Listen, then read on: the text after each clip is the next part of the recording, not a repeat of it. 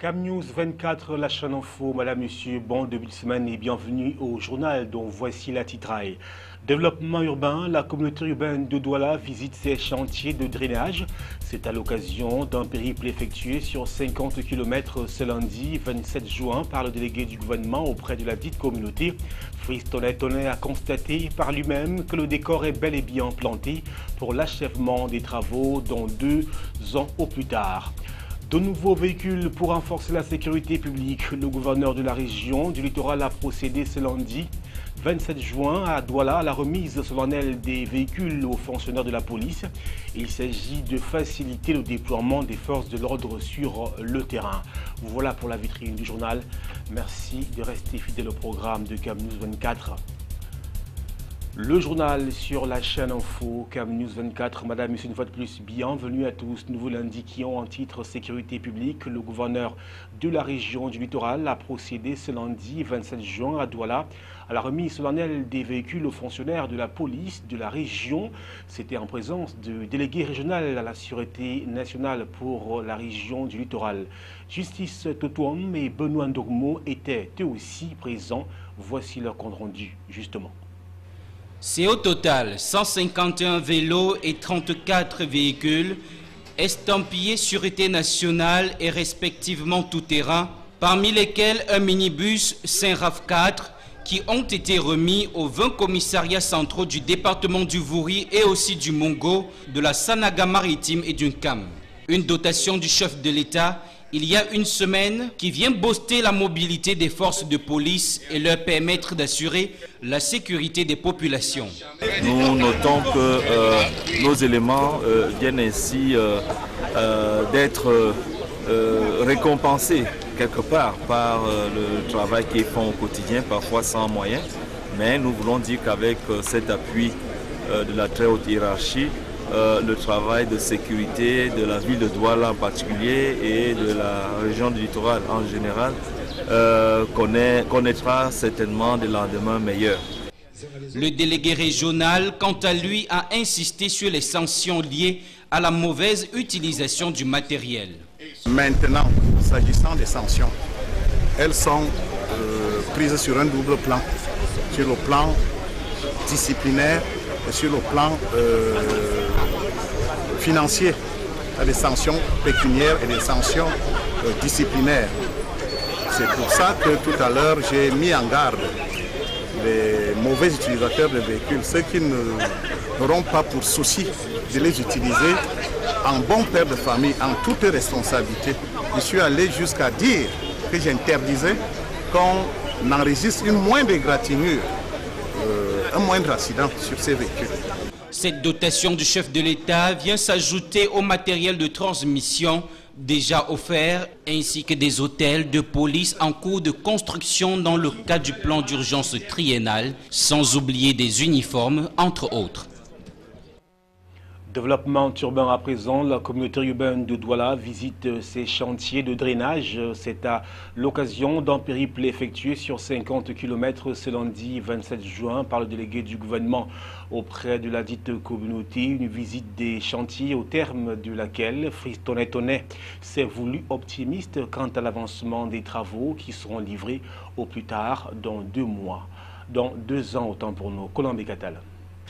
Le délégué du gouvernement auprès de la communauté urbaine de Douala, le docteur Fritz Tonnet, a procédé ce 27 juin 2016 à la visite de certains chantiers de drainage fluvial dans la ville de Douala. Le périple de 50 km linéaires a conduit respectivement la délégation sur les 4 sites que sont Ngoua, Kondi, Ngongé et Tongobassa. À la première escale, les travaux de curage engagés le 23 mai dernier sont évalués selon le directeur des travaux au taux d'avancement de 3%. Aujourd'hui à l'aménagement des drains existants sur l'ensemble de la ville de Douala. Donc essentiellement sur le drain sur lequel on se trouve aujourd'hui qui s'appelle le drain d'Emgoua. Et donc c'est un aménagement en béton armé de tous les canaux existants de la ville de Douala.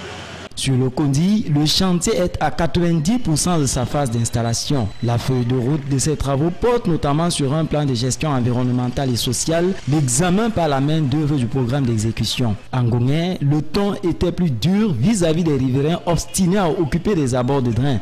Le délégué, avec tact et fermeté, a instruit les chefs de ces différents quartiers sur l'importance de l'acquisition du permis de bâtir avant toute construction. Sur les questions d'indemnisation et le retard des travaux au regard des dates précédemment annoncées, le délégué auprès de la CUID s'explique.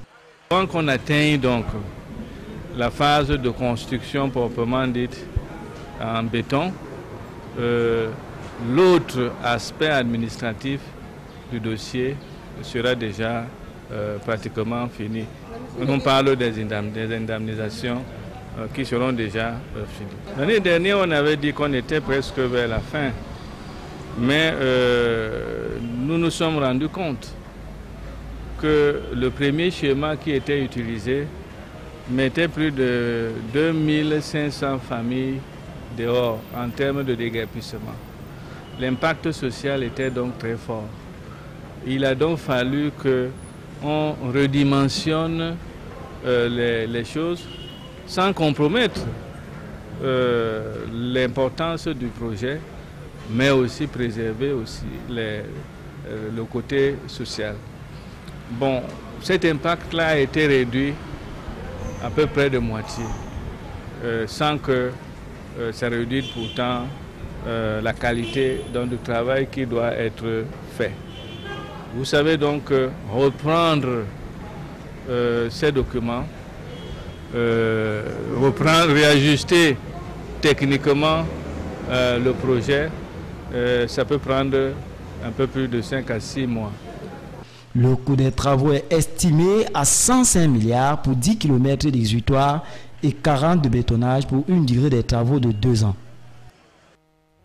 Faire du Cameroun une vraie terre d'attractivité, qu'est-ce qui cloche? C'est le thème de la conférence de presse donnée à Douala ce lundi 27 juin par l'ONG à but non lucratif Safe Bridge of Help. Il était question pour son fondateur d'exposer devant les hommes et femmes du média les difficultés des associations de la diaspora camerounaise à contribuer au développement du Cameroun. Justin Totouan, Bonouan-Dokmo, une fois de plus.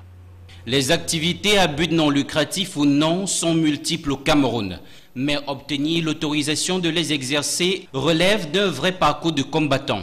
C'est du moins ce qui ressort de cette conférence de presse de l'organisation non gouvernementale Safe Bridge of Help de droit américano-camerounais. Tracasseries administratives, corruption, taxes exorbitantes, mauvaise foi de certaines autorités sont entre autres les entraves à l'extension des activités de certaines organisations non gouvernementales et associations de la diaspora. Le chef de l'État est le président de la nation. C'est lui qui décide. Il est le responsable. C'est pourquoi, au moins une fois, j'ai tenté de le voir. J'étais à Etoudi, mais je n'ai pas pu le voir. S'il donne un mot, s'il sait, déjà même il faut se poser la question de savoir s'il sait exactement ce qui se passe. S'il est au courant, je pense qu'en tant qu'un être humain qui a lancé un appel à la diaspora de venir aider à l'édification de notre pays, alors il réagirait par rapport à ceci. Et son mot ne peut être révoqué par qui que ce soit. C'est l'attente que nous avons. C'est le cri d'un homme littéralement stupéfait face au comportement dégradant de certains compatriotes qui occupent des fonctions étatiques qui s'est fait entendre lors de cette conférence de presse. Richard Bacob, du haut de sa tribune, dresse une espèce de plainte contre le gouvernement camerounais qui officiellement exprime le souhait d'avoir à ses côtés ces fils de la diaspora pour le progrès national, mais qui n'offre véritablement pas carte blanche. Nous allons par exemple dans une institution comme Tchang pour faire des dons et que le directeur de l'hôpital rejette ces dons, alors ça pose un problème. Et même à Souboum, laissez-moi vous le dire, la directrice a rejeté les dons, c'est le chef de quartier qui a réceptionné ces dons pour maintenant les donner à l'hôpital. Ça, c'est autant d'obstacles. Et puis, être en mesure de perdre un conteneur de 40 pieds, après avoir fait toutes ces acrobaties au ministère et à la douane, Mais je dis bien, ça c'est autant d'obstacles que nous rencontrons à ce niveau-là.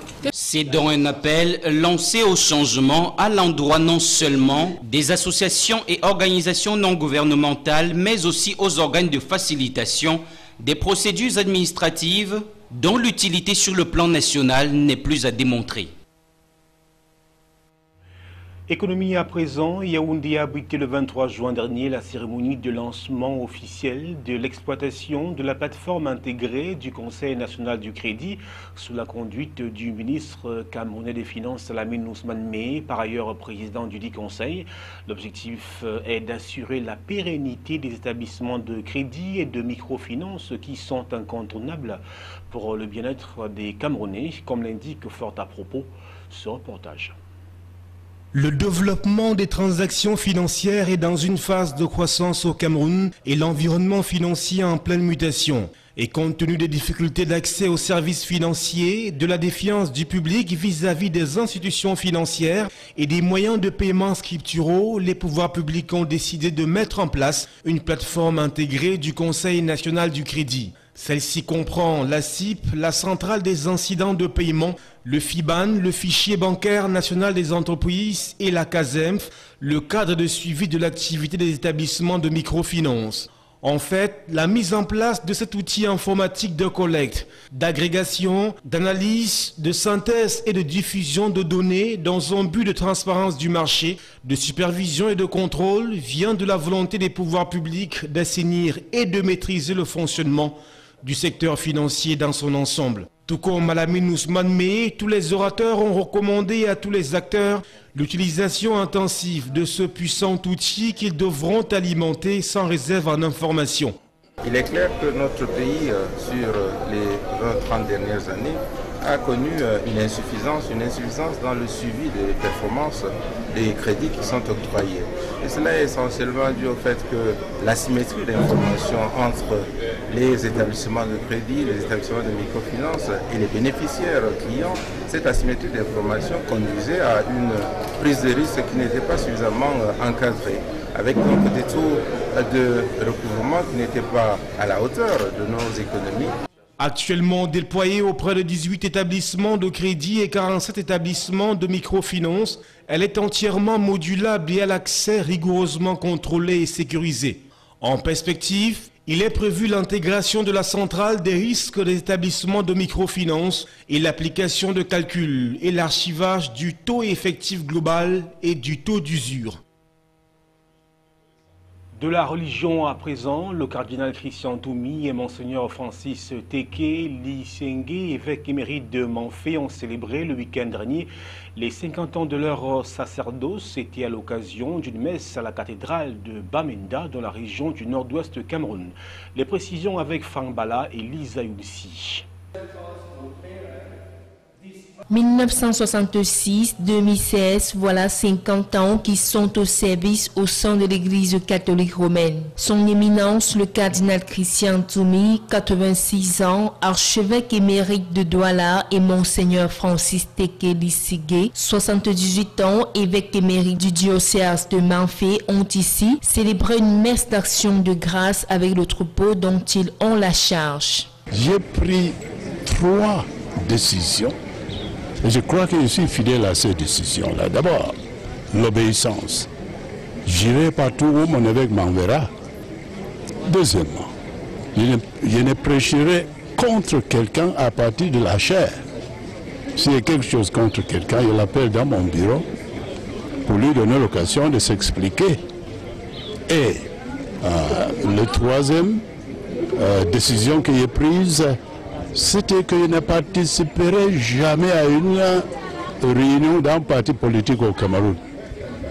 Et vous ne verrez nulle part ma photo dans une rencontre de partis politiques. Parce que l'évêque et les prêtres doivent être neutres Le prédicateur du jour a alors rappelé à la communauté chrétienne le nécessaire de la foi, tout et a aussi insisté sur le fait qu'un prêtre est fait pour servir et non pour être servi. Le message du pape François lu par le prédicateur a interpellé les chrétiens au sacrifice face aux défis de mondialisation, à la recherche de la droiture et de la justice, que les vices aussi variés que l'immoralité, la corruption ou l'exclusion sociale. Les patriarches à l'honneur en ce jour ont à leur tour réaffirmé leur engagement à poursuivre leur mission ecclésiastique.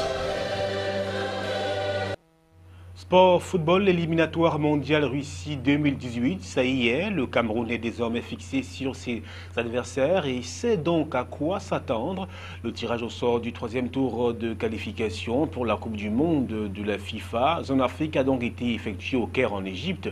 Les Lions indomptables du Cameroun vont évoluer dans la poule B, déjà baptisée Groupe de la Mort, en compagnie du Nigeria, de l'Algérie et de la Zambie. À présent, la substance de l'actualité internationale avec l'AFP.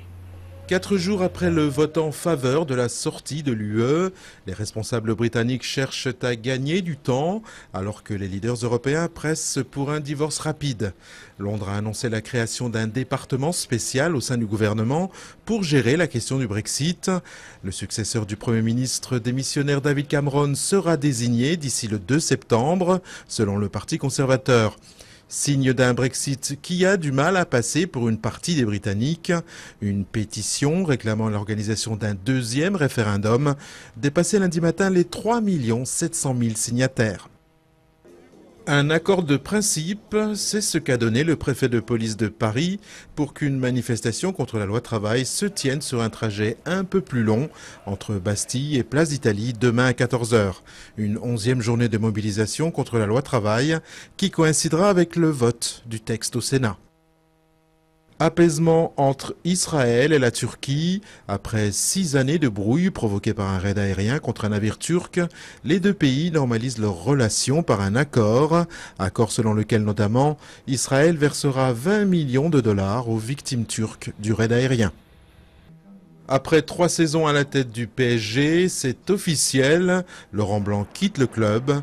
L'ancien sélectionneur de l'équipe de France était arrivé en 2013 sur les bancs du Parc des Princes. Rien d'officiel concernant son indemnité de départ. Le journal L'Équipe avait toutefois affirmé jeudi que Laurent Blanc toucherait 22 millions d'euros. Madame, Monsieur, ce journal s'achève à retenir. Développement urbain, la communauté urbaine de Douala visite ses chantiers de drainage. C'est à l'occasion d'un périple effectué sur 50 km ce lundi 27 juin par le délégué du gouvernement auprès de la dite communauté. Fris Tonen a constaté par lui-même que le décor est bel et bien planté pour l'achèvement des travaux dans 2 ans au plus tard. De nouveaux véhicules pour renforcer la sécurité publique. Le gouverneur de la région du littoral a procédé ce lundi 27 juin à Douala à la remise solennelle des véhicules aux fonctionnaires de la police. Il s'agit de faciliter le déploiement des forces de l'ordre sur le terrain. Voilà, madame, monsieur, c'est la fin du journal de la rédaction réalisé par Yves-Anselme Tadioufo. Merci de rester en compagnie de nos programmes, les programmes de CamNews 24, la chaîne Info, qui se poursuivent. Excellent début de semaine à toutes et à tous.